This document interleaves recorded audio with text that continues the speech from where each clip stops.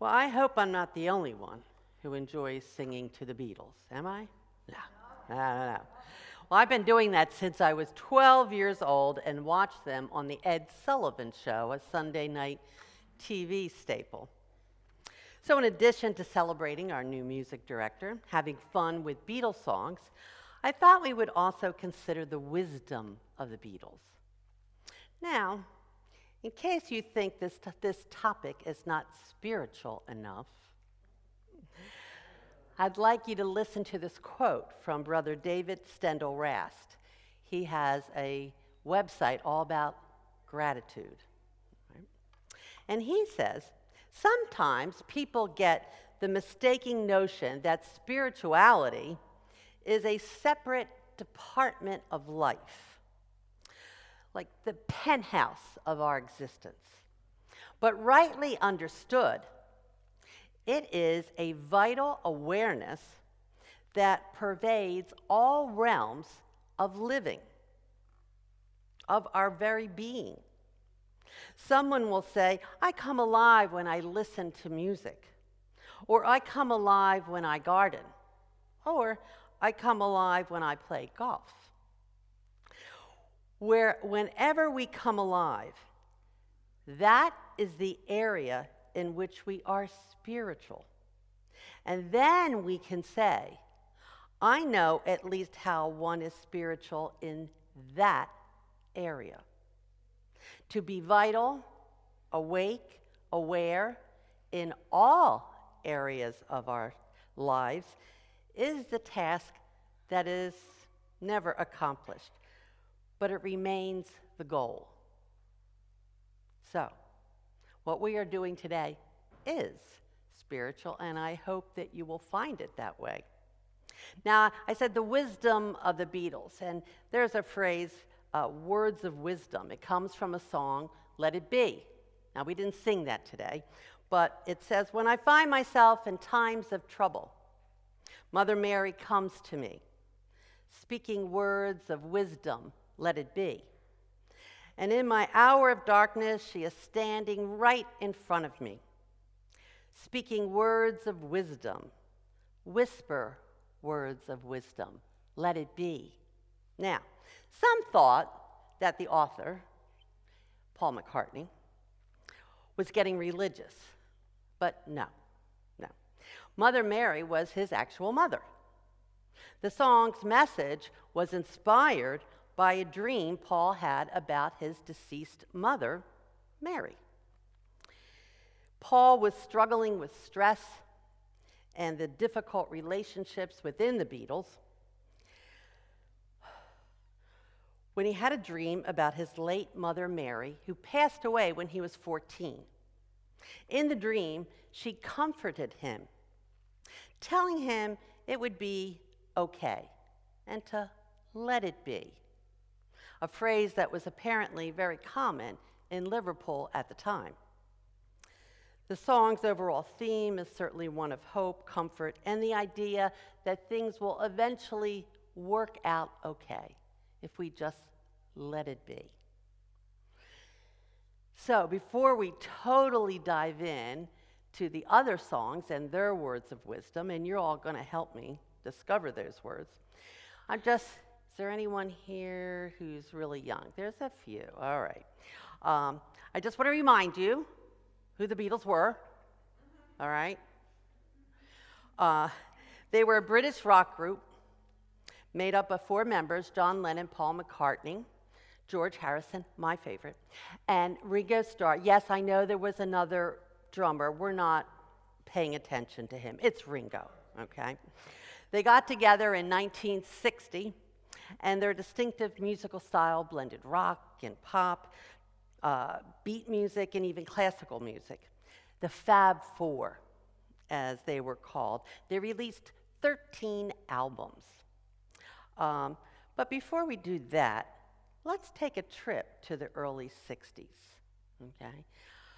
And we need to begin in November of 1963. That's when our United States President, John F. Kennedy, was shot and killed. Yeah. Several months later, February 7th, 1964, when many in the U.S. were still in mourning of the passing of President Kennedy, the Beatles arrived in America. And 2 days later, they held their U.S. television debut on The Ed Sullivan Show. This iconic performance launched the Beatlemania phenomenon and was seen by a record-breaking 73 million viewers. At the time, that was 40% of the U.S. population. Yeah. Well, what else was happening in 1964? Well, the U.S. saw major progress in civil rights with the passage of the Civil Rights Act and the launch of the War on Poverty, alongside, unfortunately, the escalation of the Vietnam War. The nation also experienced cultural shifts and significant events like the Harlem riots, student protests at UC Berkeley, the first Ford Mustang, and G.I. Joe doll release. And also, the first U.S. government statement on the health risk of smoking. Now, in Mississippi, civil rights organizations launched the Freedom Summer, to register black voters. However, 3 volunteers there were murdered, an event that highlighted the struggle for equality. Those student protests at the University of California, Berkeley, well, that kicked off the free speech movement. And let's not forget NASA's Ranger 7 mission, which successfully transmitted over 4,000 pictures of the moon, making significant progress in the space race. With all that going on, you might think that the Beatles would be considered a breath of fresh air. And for millions of young people, it was. But millions of adults thought otherwise. Adults were confused and disapproved, and some accused the Beatles of promoting lunacy. Yes.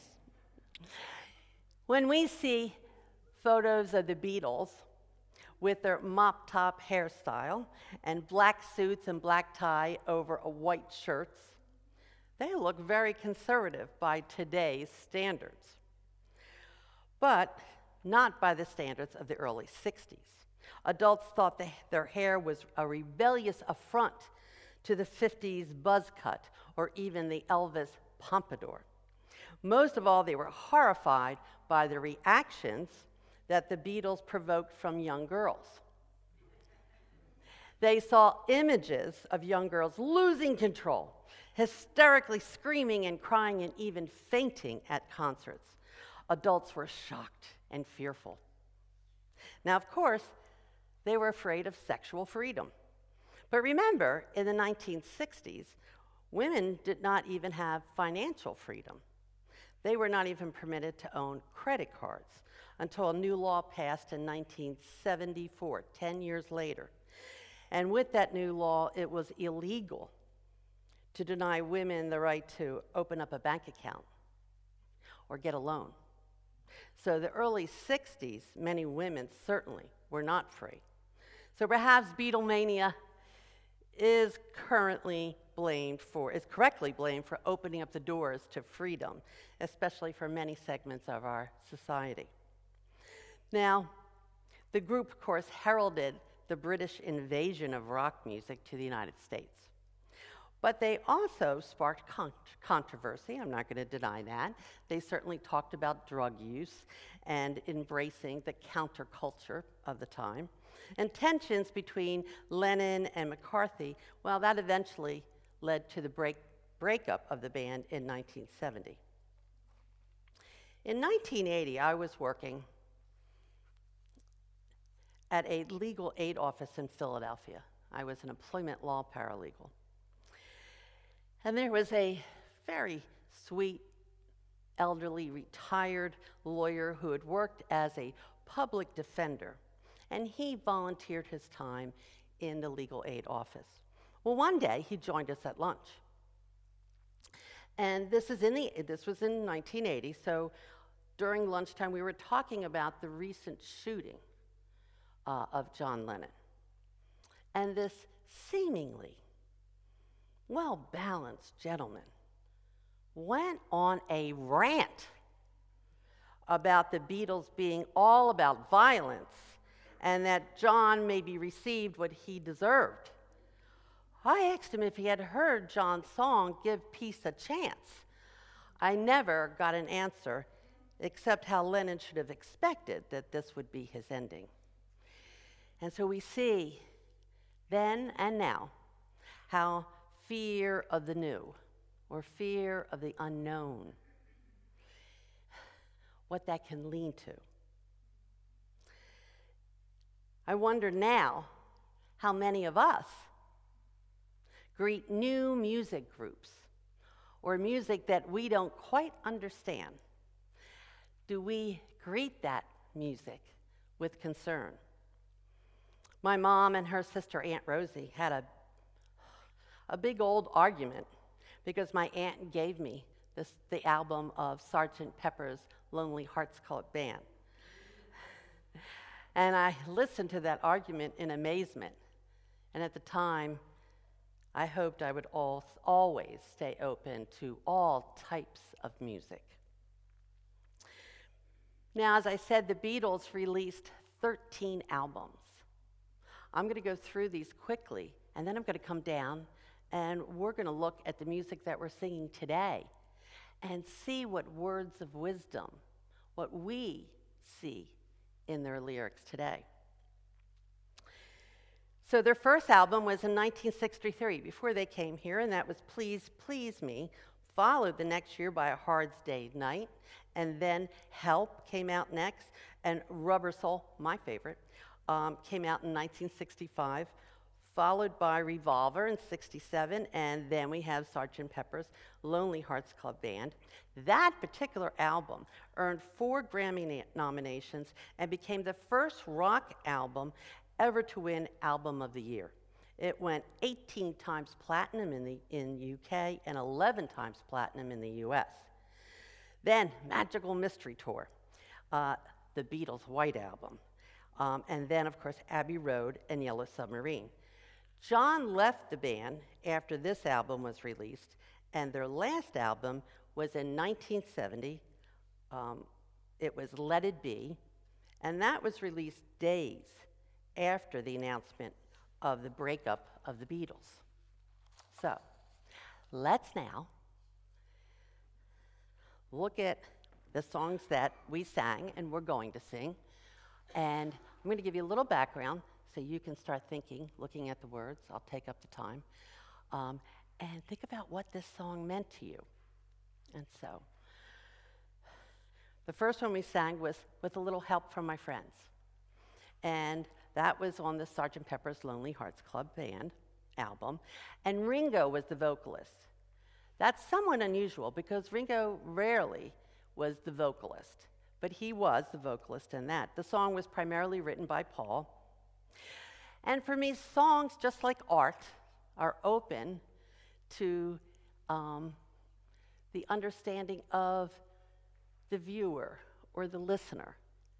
And so when you sang this song this morning and when you look at the lyrics that you have, what do you think what does this song mean to you today? So just raise your hand and shout out, and I might have to repeat it, but that's okay. Anybody have a thought about what that song means to you today? We're not looking for that. It doesn't have to be real deep. Okay. We need each other. Yes. Kate. To accept people for who they are, for how they present themselves. Yeah. What else? Yes, Tony.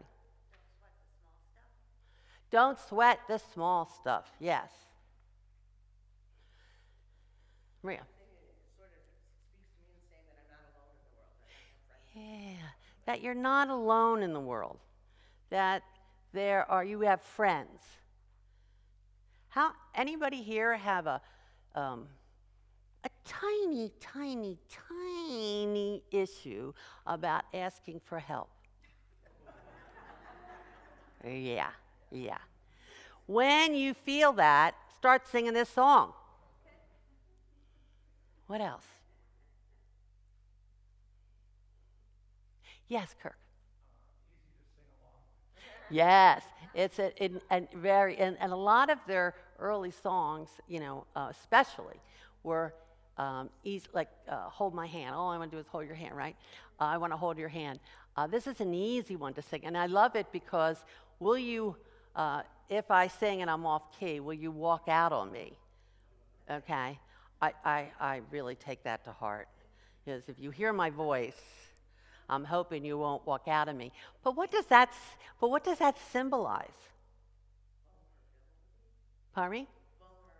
Vulnerability and acceptance. And who was that? Say it again. Unconditional love.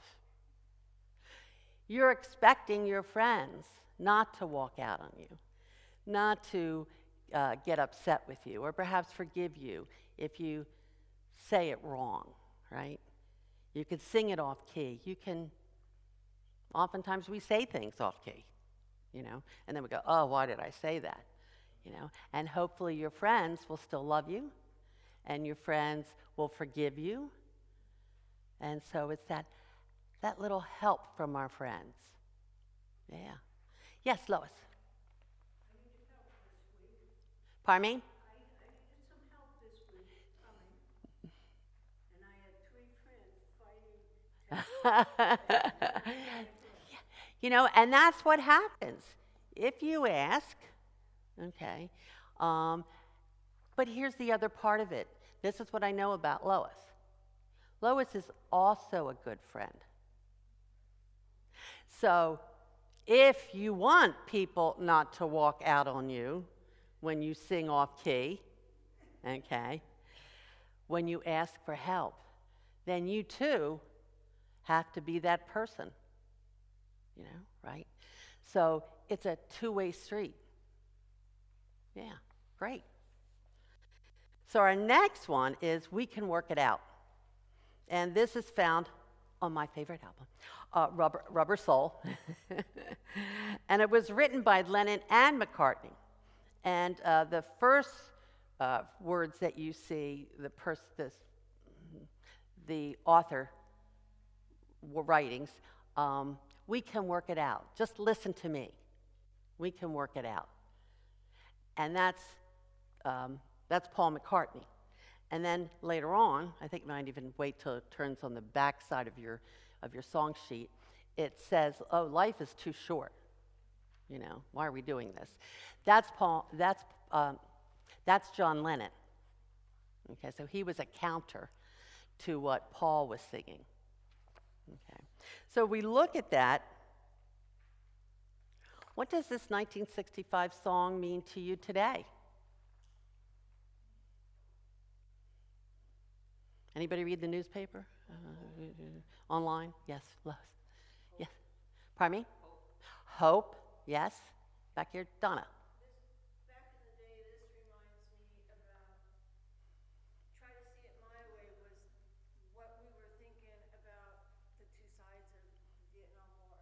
That's right. So, right. So that back in 65, that could have been what it was about. But looking at it today, okay, because we even read the Bible with a view, what does this mean to me today?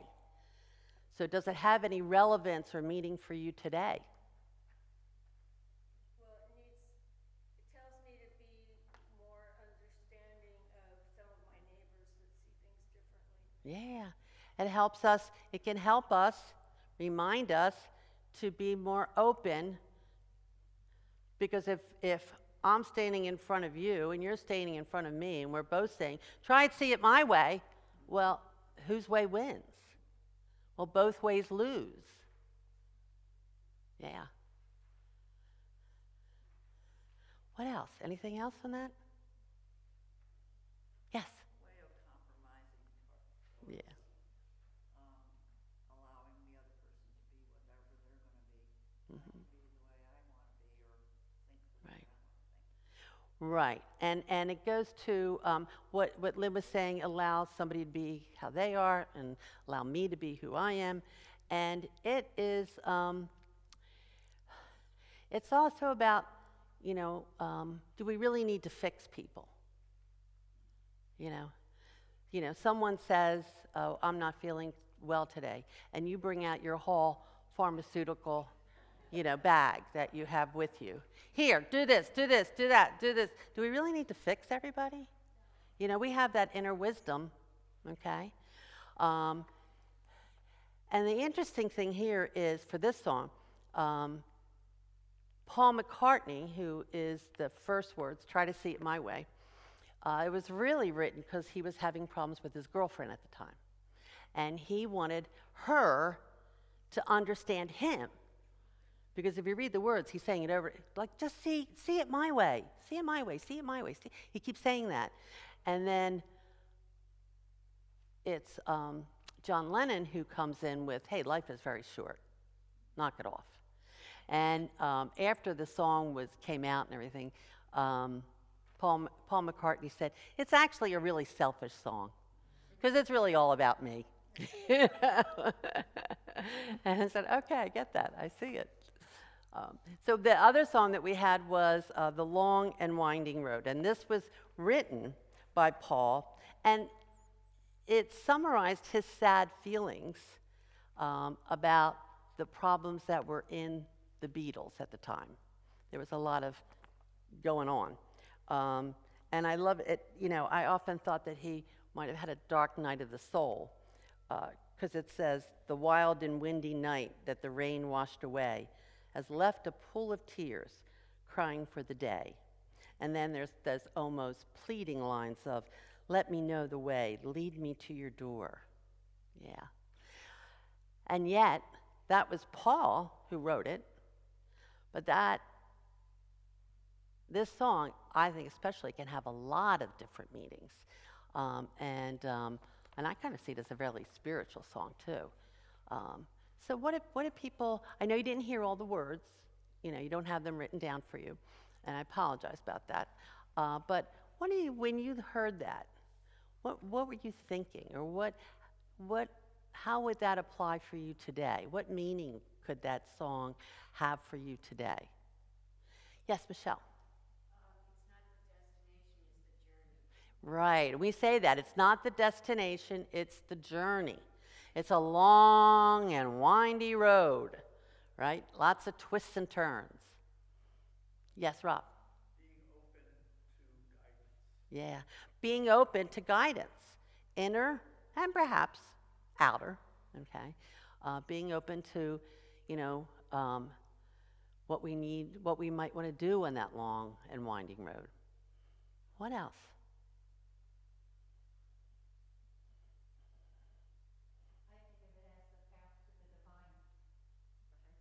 As the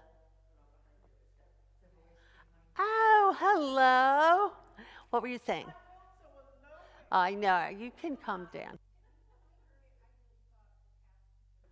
It is a long and winding road, which doesn't mean it has to be difficult, but it is understanding the mystery of the universe and the divine. To me, that's the first thing that came into my mind when I heard that song. Yeah. So it's the mystery of the divine. That it's a long road. It's not something, some of us think we meditate once and why aren't we there? And it's windy. We never really know. I mean, we like to pretend we know, but we really never know what's going to happen, despite all our manipulation and, pushing and pulling. It doesn't really. But there's lots of metaphors in this. It could also be about unattainable goals. Why can't I get there? Why can't I be that? Yes. Mm-hmm. Tony.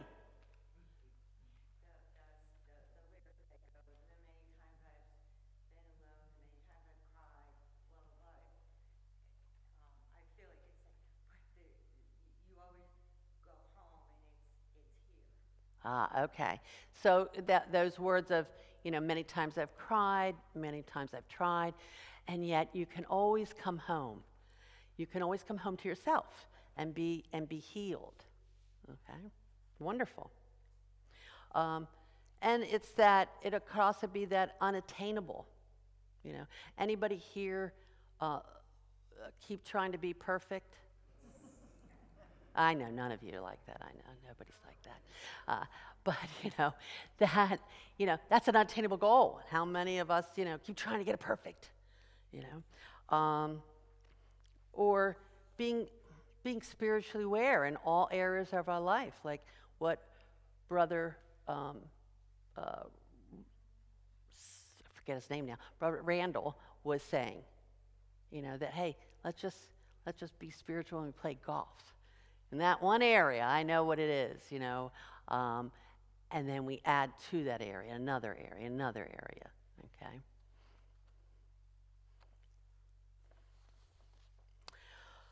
And we come to our last song. All you need is love. Dun, dun, dun, dun, dun. We didn't get the kazoos. All right. That was written by John Lennon, and this was interesting. It was specifically written for a first ever satellite broadcast called Our World in June of 1967. They were going to end that broadcast with the Beatles, and they wanted they wanted to come up with a new song. So this song, All You Need Is Love, it seems to perfectly capture the spirit of the summer of love. And this song was performed live by the Beatles and an orchestra to an audience of over 400 million viewers worldwide. And they specifically asked John to keep the lyrics very simple, plain English, because it was going to be sung in English in England, and people worldwide were going to hear it, and they wanted everyone to be able to understand the words in the song. So it had broad appeal. And it became also maybe the anthem for that summer in 1967, an anthem for that summer of love, for what they call the counterculture movement, and it's perhaps one of the most recognizable songs even today. So, if you look at the lyrics, and I know you probably all know that song, what does it mean to you today? And it is a simplistic song, but still, does it hold any meaning for you today? Mark? Oh, okay. Don't scratch, because I'm going to call you,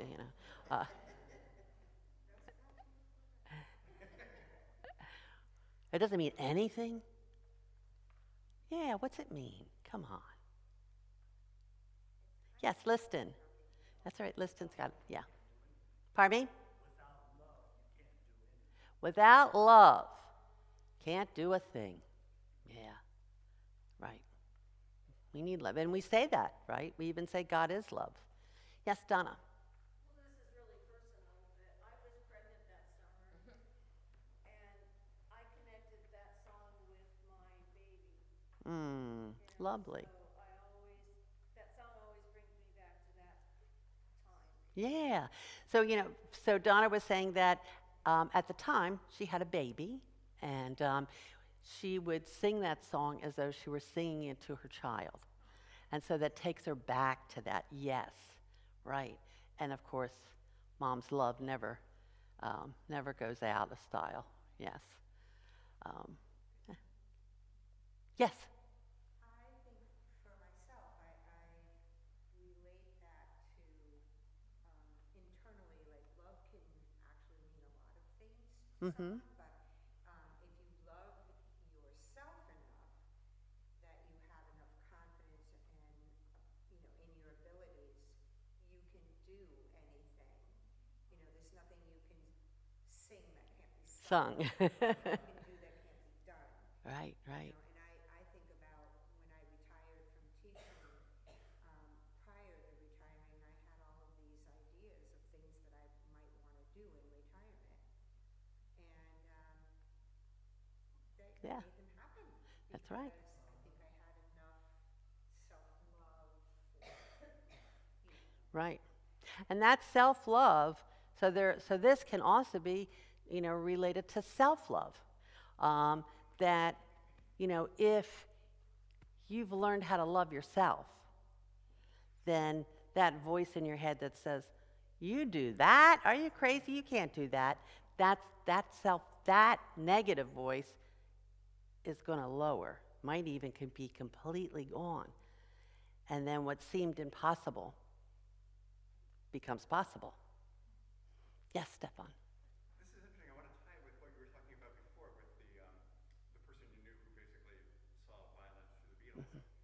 This speaks to me today, which is we have these different groups of people that literally see the world differently. And that if you have somebody who believes that the Beatles were violent, love, love, love, love, how many more times can you say that? Still perceive it the way they're going to perceive it. I know. And so, yes, what Stefan was saying is that, we have people today that see things totally different from the other group of people, and see a very fearful world, see a very violent world, see people who think differently than them as violent, as a group to be afraid of. And the song has love, love, love, love, love, love, love. How many times do we have to say this, that all you need is love? Yeah. Yes, Len. Well, it reminds me of that self-love or the love of someone when they die. That love doesn't go away. Mm, yeah, And that's love is for eternity in my that's mind. right. And that, that was the year my brother died Oh. at age 14. Oh, wow. So that love still is here today in me, Yeah, with me. yeah. And so it's that. I share with others. Yeah, no, thank you, because, that love, is the God glue, okay, that brings us all together, if we choose to see it that way. But we also talk about love of others, love of your brother, and how that love and how almost the life of your brother can stay alive in you as your love remains. So love is a very powerful spiritual principle. And we often say that God is love, not God is loving, okay, but God is love. And if you are the manifestation of God in this world, you're the God expression, then perhaps you're love. Okay. So keep saying love, love, love, love, love. Yes. And then Deborah. Kind of like the 12 powers. It is. Anyway, there's nothing new, like, it's all there, Right. and it's easy. There you go. Love, that's it. If you get that, then everything else is, you start to notice everything else is available. Yeah. That's what it reminds me of now. Didn't before. Right. But now that we know the 12 powers, and we know that love is one of the 12 powers, that it is intrinsic, it is part of your DNA, it's part of who you are, it lies latent, it is there going, remember me, right? Ooh, ooh, ooh. And we have to call it up. Yeah. Deborah. I believe there is only love. Mm-hmm. It's either an active love or a cry for love. Mm-hmm. Yeah. I think we see a lot of that in the world today. Yeah, we do. Because it doesn't look like love to us, but it's a different form. Yeah. And so we get an opportunity to respond in love to whatever's going on. Yeah. Kirk. It's not that you're bumming me out, but All you need is love. I've always been this whole genre of Beatle-type music and the British invasion. You had to accomplish a couple of things with that music. It had to be inherently singable. I really do believe that they all focus on having something. People like to sing. Yeah. Like here, singing this morning. I think, secondly, that it's entertainment. I've never looked at it this deeply.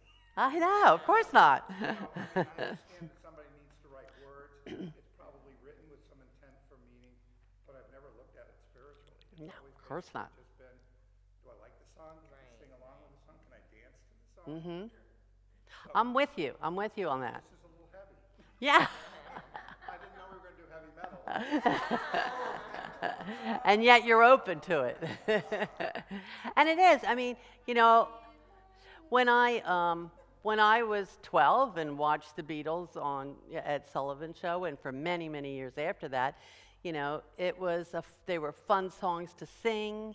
You know, they were, you know, you'd get together with your friends. I wish I had hung on to all my Beatle collectible stuff,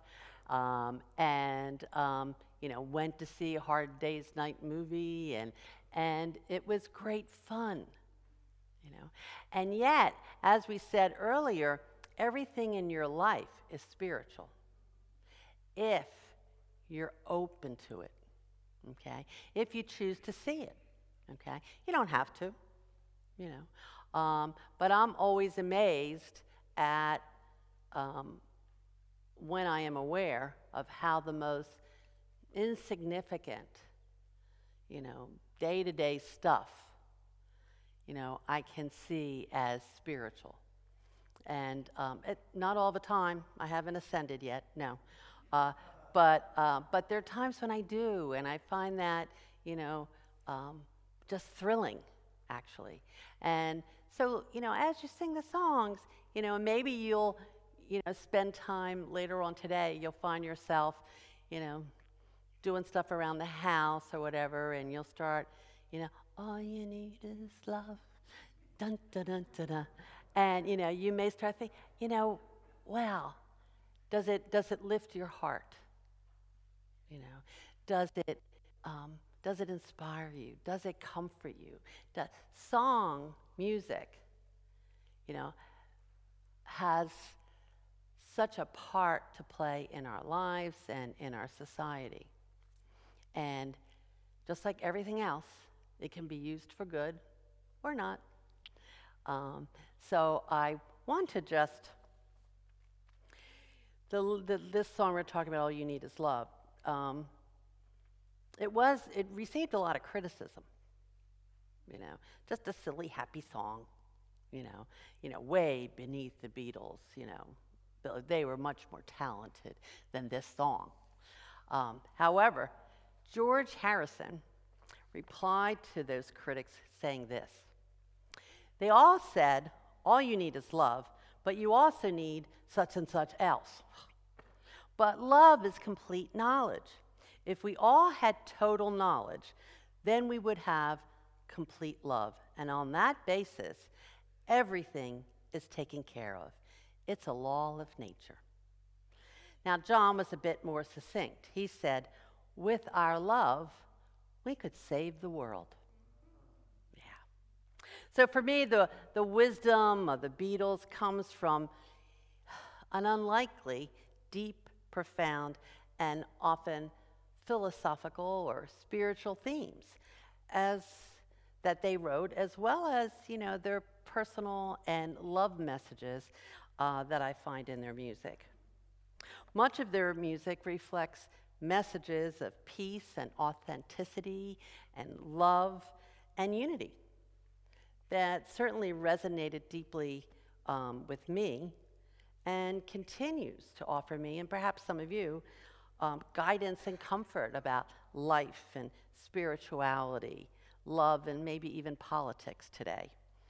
So, our final word is let it be, and namaste.